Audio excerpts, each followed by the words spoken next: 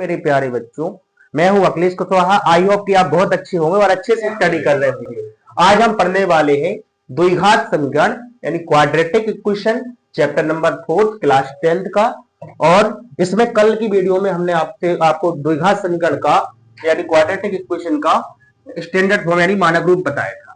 तो standard form क्या बताया था, देखिए सबसे पहले हम लिख लेंगे द्विघात समीकरण का मानक रूप। हमने आपको मानक रूप बताया था A X square plus B X plus C equal to 0।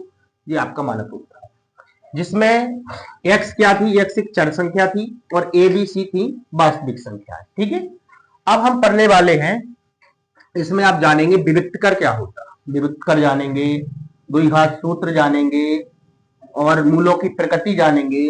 तो सबसे पहले हम विविक्त कर पढ़ लेते हैं। ठीक है, सबसे पहले विविक्त कर जानेंगे। तो इसका बहुत मोस्ट इंपॉर्टेंट टॉपिक है विविक्त कर। विविक्त कर या डिस्क्रिमिनेंट विविक्त कर। विविक्त कर को हम डी से डिनोट करते हैं, मतलब विविक्त कर को हम डी से दर्शाते हैं। तो डी बराबर होता है B square minus 4ac, B square minus 4ac। तो ये होता है विविक्त कर का फॉर्मूला, जिसको हम डी से व्यक्त करते हैं, कैपिटल डी से। इसका विशेष ध्यान रखना। ठीक है, अब हम पढ़ने वाले हैं मूलों की प्रकृति को जानेंगे। मूलों की प्रकृति, मूलों की प्रकृति यानी नेचर ऑफ रूट्स। तो मूलों की प्रकृति जानेंगे भाई। तो मूलों की प्रकृति में देखो, पहली कंडीशन, इसमें 3 कंडीशन होती है। फर्स्ट कंडीशन होती है जब समीकरण के दो भिन्न वास्तविक मूल होंगे। भिन्न वास्तविक मूल होंगे। मूल मतलब x की मान। मूल का मतलब होता है रूट या x की मान। और ये तो आपको पता ही है कि द्विघात समीकरण में अधिकतम 2 ही मान निकलते हैं। ठीक है, 2 ही x की मान निकलेगी। जब समीकरण के 2 भिन्न वास्तविक मूल होंगे तो इसका फॉर्मूला क्या होगा, इसका फॉर्मूला होगा d ग्रेटर देन 0। d क्या है भाई, d क्या है, विविक्त कर है। ठीक है, d ग्रेटर देन 0 यानी d का मान जो है 0 से बड़ा होगा। ये आपको पता होना चाहिए। ये चिन्ह है बेटा लेस देन यानी छोटा, और ये चिन्ह है बेटा ग्रेटर देन यानी बड़ा, और ये है बेटा बराबर, इसको बोलते हैं हम बराबर। ये आपको पता होना चाहिए। ठीक है, तो d ग्रेटर देन 0 होगा, यानी d का जो मान होगा विविक्त कर जैसे हम निकालेंगे उसकी वैल्यू अगर 0 से बड़ी आएगी, 0 से बड़ी का मतलब 1 2 3 4 5 etc इत्यादि कोई भी नंबर आ सकता है। ठीक है, तो जब समीकरण के 2 भिन्न वास्तविक मूल होंगे तो d ग्रेटर देन 0 होगा। अब दूसरा कंडीशन इसका क्या होता है, जब समीकरण के मूल बराबर हो, मूल बराबर या समान हो, उसी को हम बराबर बोलते हैं, उसी को हम समान बोलते हैं। तो जब समीकरण के मूल बराबर या समान हो तो कंडीशन होती है d इक्वल टू 0, मतलब d का जो मान होगा वो बिल्कुल 0 आएगा, d बराबर 0 आएगा। तो इसकी कंडीशन होती है d बराबर 0। d क्या है, विविक्त कर है भाई, यानी बी स्क्वायर माइनस 4ac। और इसके जब हम मूल निकालते हैं तो माइनस बी अपॉन 2a और माइनस बी अपॉन 2a से निकाल लेते हैं। ए और बी के मान हम जब उसकी कंपेयरिंग कराएंगे, तुलना कराएंगे समीकरण की, तो उस समय ए और बी और सी के मान मिल जाते हैं। ठीक है, तो minus B upon 2a comma minus B upon 2a, इससे हम समान मूल निकाल सकते हैं। अब तीसरा जो कंडीशन होता है, तीसरा कंडीशन, जब समीकरण के मूल काल्पनिक, जब समीकरण के मूल काल्पनिक हो, काल्पनिक होने का मतलब, या फिर लिख सकते हैं वास्तविक ना हो, वास्तविक ना हो मतलब उसकी मूल ना हो, यानी x के मान नहीं निकलेंगे जिसमें। तो जब समीकरण के मूल काल्पनिक हो उसको हम काल्पनिक भी कहते हैं, और वास्तविक ना हो ऐसा भी कह सकते हैं। तो जब समीकरण के मूल काल्पनिक होंगे तो d का जो वैल्यू होगा वो 0 से छोटा होगा। लेस देन लगाए ना, d लेस देन छोटा, ये चिन्ह का मतलब होता है छोटा। ठीक है, तो d लेस देन 0 होगा, यानी d जो है विविक्त कर है, विविक्त कर का मान 0 से छोटा। अब 0 से छोटा का मतलब हो जाता है -1 -2 -3 -10, ईटीसी कोई भी नंबर हो सकता है, माइनस वाली सारी संख्या, ठीक है ना। तो जब डी का मान 0 से छोटा होगा तो हम क्या कह सकते हैं, समीकरण के मूल काल्पनिक होंगे या फिर वास्तविक नहीं होंगे, ऐसा हम कह सकते हैं। तो ये रहेगी आपकी मूलों की प्रकृति। अब हम नेक्स्ट चीज जानने वाले हैं जो कि द्विघात द्विघात सूत्र क्या होता है। द्विघात सूत्र क्या होता है, तो द्विघात सूत्र जानेंगे अब। द्विघात सूत्र नेक्स्ट है आपका फॉर्मूला, द्विघात सूत्र। द्विघात सूत्र, इसी को हम क्या कहते हैं, सूत्र विधि भी कहते हैं। इसी को हम सूत्र विधि भी कहते हैं और इसी को हम क्या कहते हैं, श्रीधराचार्य सूत्र। श्रीधराचार्य सूत्र, श्रीधराचार्य सूत्र इसको हम भी कहते हैं, ठीक है। तो श्रीधराचार्य सूत्र क्या होता है, x बराबर minus B plus minus root B square minus 4ac upon 2a। अगर मान लो y में समीकरण होगा तो y बराबर होगा, अगर x में समीकरण होगा तो x बराबर होगा। जैसे मान लो द्विघात समीकरण हमारा अगर y में है तो y के इक्वल में होगा, ठीक है। अगर मान लो x में है तो x के इक्वल में होगा, तो ये हमारा द्विघात सूत्र होता है, ठीक है। हाँ, तो अब हम ऑब्जेक्टिव प्रश्न को हल करने वाले हैं, जो कि पहला प्रश्न है, द्विघात समीकरण x square minus 4x plus 4 equal to 0 के विविक्तर का मान होगा। हमसे पूछा गया है कि इस द्विघात समीकरण जो हमारे पास दिया हुआ है, इस समीकरण के विविक्तर का मान बताइए। तो सॉल्व करते हैं भाई। ऑब्जेक्टिव प्रश्न है, द्विघात समीकरण X square minus 4x plus 4 equal to 0 हमारे पास दिया है। तो इसमें हम क्या करेंगे, पहले हमारे पास जो द्विघात समीकरण है स्टैंडर्ड फॉर्म यानी मानक रूप बताया था, उससे हम तुलना कराएंगे।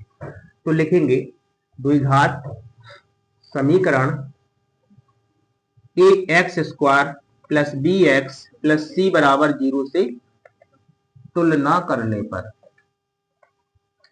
तुलना करेंगे भाई। तो देखो भाई, यहाँ एक्स स्क्वायर का गुणांक क्या है, यहाँ समझने की कोशिश करो। जब यहाँ कोई संख्या नहीं होती है तो भैया सबका मालिक एक होता है, सबको पता है, ठीक है। यानी इसका गुणांक एक है, तो a बराबर क्या होगा, 1 होगा, b बराबर -4 होगा, c बराबर 4 होगा, ठीक है।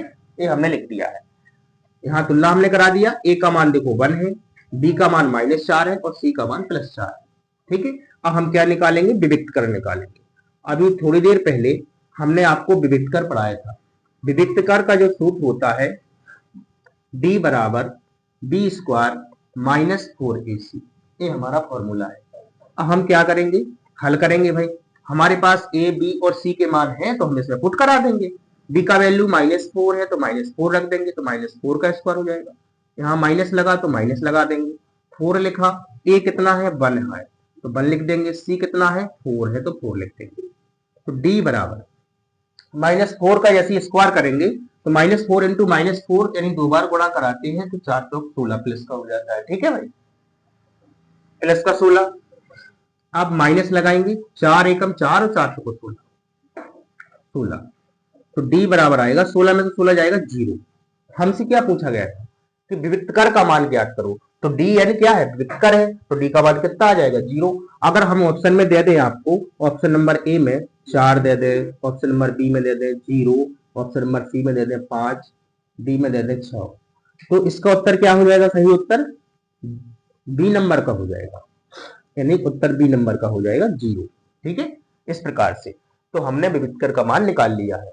अब इसी का दूसरा प्रश्न है, वो हमसे कह रहा है द्विघात समीकरण 4x square minus X plus 1, क्या है द्विघात समीकरण, द्विघात समीकरण क्वेश्चन नंबर 2 दूसरा है द्विघात समीकरण 4x square minus X plus 1 और बराबर 0 के मूल है। अब हमसे पूछेगा इसके मूल क्या है, मूल होंगे, मूल होंगे है, नहीं होंगे, कैसे होंगे इसके मूल आपको बताना है। वास्तविक होंगे, ऑप्शन नंबर ए है वास्तविक होंगे, ऑप्शन नंबर बी है काल्पनिक, काल्पनिक, काल्पनिक लिखना है, ठीक है, काल्पनिक होंगे या फिर दोनों या इनमें से कोई नहीं। नंबर सी दोनों, ऑप्शन नंबर डी इनमें से कोई नहीं। तो इसमें हमें मूलों की प्रकृति बतानी है। तो मूलों की प्रकृति हम कैसे बताते हैं? डी का मान निकाल के, ठीक है। तो क्या करेंगे? सॉल्व करेंगे हम सॉल्यूशन, ठीक है। सॉल्यूशन यहां कर लेते हैं। 4x² माइनस एक्स, यहां हमारे पास समीकरण है 4x² minus X plus 1 equal to 0। ये हमारे पास समीकरण है। तो पहले हम द्विघात समीकरण ax² plus bx plus c equal to 0 से तुलना करा देंगे। तुलना करने पर, तुलना करने पर, ठीक है भाई। a का मान हो जाएगा 4, b बराबर हो जाएगा -1 और c बराबर हो जाएगा 1। हमने तुलना करा, a का मान 4, b का मान -1, क्योंकि भाई इसका गुणांक 1 है, कुछ नहीं था ना वहां पर, तो हमने बता दिया उसका गुणांक 1 है, ठीक है। प्लस 1 और c बराबर हो जाएगा +1। ये भी c के हमने मान निकाल लिए। अब हम निकालेंगे विविक्त कर, क्योंकि जब तक हम विविक्त कर नहीं निकालेंगे तब तक हमें मूलों की प्रकृति पता नहीं लगेगी कि मूलों की प्रकृति किस प्रकार की है, ठीक है। निकालेंगे भाई। d बराबर होगा b² माइनस 4ac। तो d बराबर हो जाएगा, b का वैल्यू देखो, b बराबर है -1, तो -1 रखेंगे b की जगह, इसका स्क्वायर है तो स्क्वायर लगा दिया, फिर माइनस चिन्ह है तो माइनस चिन्ह लगा दिया, 4 लिखा, a का मान 4 है, इंटू में 4 लिख दिया, फिर c का मान 1 है तो इंटू में 1 लिख दिया। -1 का स्क्वायर होगा +1, क्योंकि हमेशा जब ध्यान में रखना, कभी भी किसी भी माइनस वाली संख्या पर अगर सम संख्या हो तो प्लस वाली संख्या प्राप्त होती है, आपको पता है, ठीक है। क्योंकि यहाँ सम संख्या हो रही है तो -1 का स्क्वायर होगा तो प्लस का बन आएगा बेटा। -4 चौक 16, 1 16 ही आएगा, 16 में से 1 जाएगा तो माइनस का 15। हमने क्या देखा कि डी की वैल्यू माइनस का 15 आ रही है। अगर अब क्या है, -15 क्या है बेटा? 0 से छोटा है। हमने क्या बताया था? अगर 0 से छोटा -1 -2 -3 क्या है? 0 से छोटे नंबर है, तो -15 तो और छोटा है कि नहीं है? तो हम क्या लिखेंगे?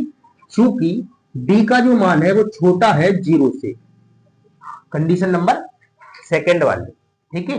d लेस देन 0, यानी d का मान 0 से छोटा है, इसलिए हम लिख सकते हैं समीकरण के मूल, देखो इसमें क्या है, जब 0 से छोटा होगा तो मूल काल्पनिक होंगे भाई, वास्तविक तो हो नहीं सकते।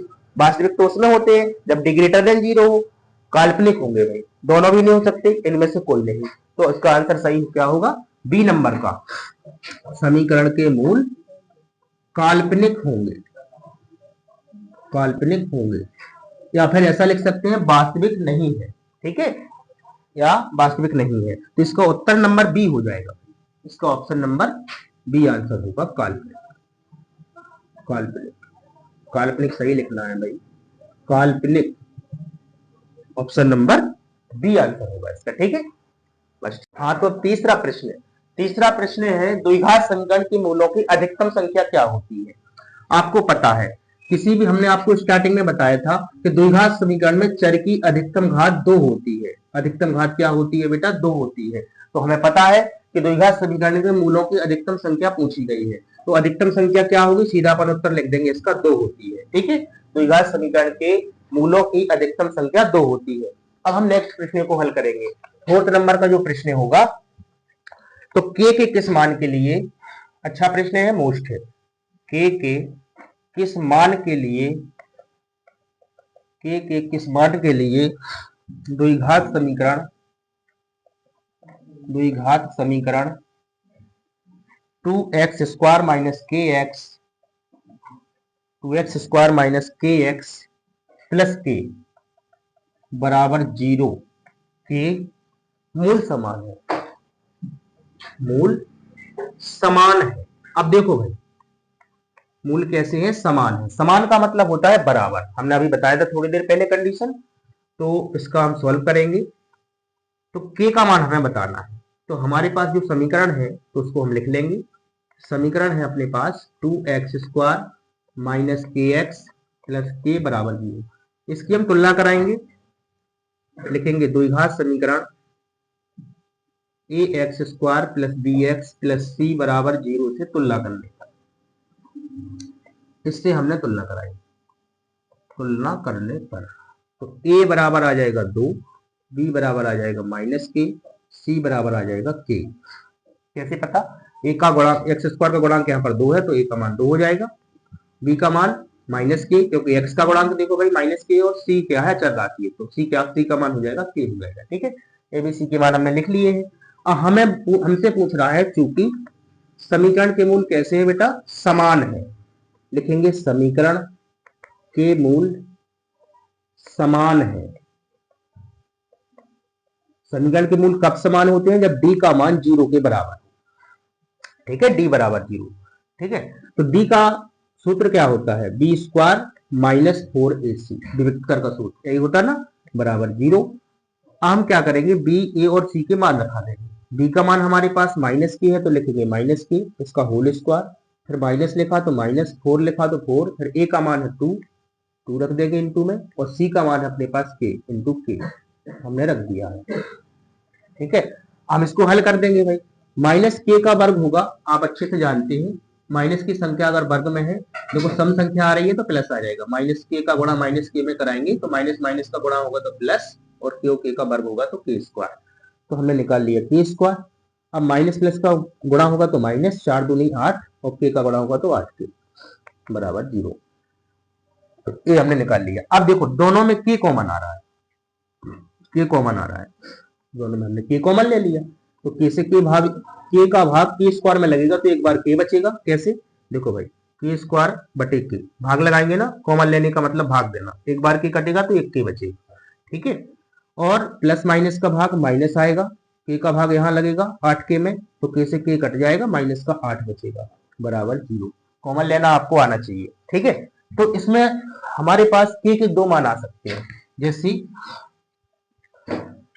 एक बार तो हम ले सकते हैं k बराबर 0, क्योंकि एक बार k की तुलना 0 से कराएंगे, एक बार k -8 की तुलना कराएंगे, k -8 बराबर 0, तो k बराबर 8, मतलब 0 या 8 आ सकता है, या तो उसमें ऑप्शन जिस प्रकार से दिया हो, जैसे ऑप्शन इसमें दिया है ओनली, ऑप्शन भी दिया है इसी प्रकार से, ए ऑप्शन में दिया है 0, बी ऑप्शन में दिया हमारे पास 4, सी ऑप्शन में दिया हमारे पास 8, और डी ऑप्शन में हमारे पास दिया 0,8, हमारे पास 0,8 दिया हुआ है। ठीक है, तो देखो भैया, हमने k का मान एक तो ये निकाला 0, और एक k का मान निकाला 8। हम यहाँ पर k का एक भी मान निकाल सकते हैं, लेकिन एक मान नहीं निकालेंगे, क्योंकि हम पढ़ रहे हैं द्विघात समीकरण, इसलिए इसमें 2 ही मूल आएंगे। ठीक है, तो k के मान एक 0 आ जाएगा, एक 8 आ जाएगा, तो इसका सही आंसर हो जाएगा डी नंबर का ऑप्शन, इसका उत्तर हो जाएगा 0,8, ये आंसर हो जाएगा। ठीक है भाई, और इसका जो 5वां प्रश्न है, 5वां नंबर का जो ऑब्जेक्टिव है वो भी बिल्कुल सरल है, और परीक्षा में आने की पूर्ण संभावना भी है। x - 2 का होल स्क्वायर, पहले समीकरण लिखा है, समीकरण x - 2 का होल स्क्वायर बराबर 0, ये दिया हुआ है, के हल है, के हल है। ठीक है, ऑप्शन भी हमारे पास दिए हैं, ए नंबर के ऑप्शन में दिया हुआ है -2, बी नंबर के ऑप्शन में दिया हुआ है 2, सी नंबर के ऑप्शन में दिया हुआ है 2,2, और डी नंबर के ऑप्शन में हमारे पास दिया हुआ है -2,-2। ठीक है, ये दिया हुआ है। अब हम क्या करेंगे? हल कर लेंगे भाई, सॉल्व करेंगे, तो x - 2 का होल स्क्वायर बराबर 0, ये हमारे पास समीकरण था, ये हमारे पास समीकरण है।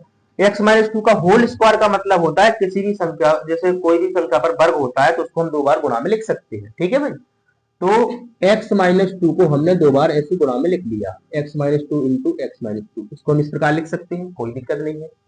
आप क्या करेंगे? एक बार इसके बराबर में 0 ले लेंगे, एक बार इसके बराबर में, तो दोनों के मान निकल आएंगे भाई। x - 2 इक्वल टू 0, इसके बराबर में 0 ले लिया, कोमा x - 2 इक्वल टू 0, तो x बराबर आ जाएगा +2, पक्षांतर हो जाएगा, यहाँ भी x बराबर +2, अतः समीकरण के मूल, तो समीकरण के जो मूल होंगे वो होंगे बेटा 2,2 होंगे, तो इसका ऑप्शन नंबर जो रहेगा, ऑप्शन नंबर सी सही होगा, ये आंसर हो जाएगा आपका। ठीक है, तो ये हो जाएंगे आपके कुछ ऑब्जेक्टिव प्रश्न, और अगर आज की वीडियो अच्छी लगी हो तो लाइक करें, चैनल को सब्सक्राइब करें, बेल आइकन को प्रेस करें,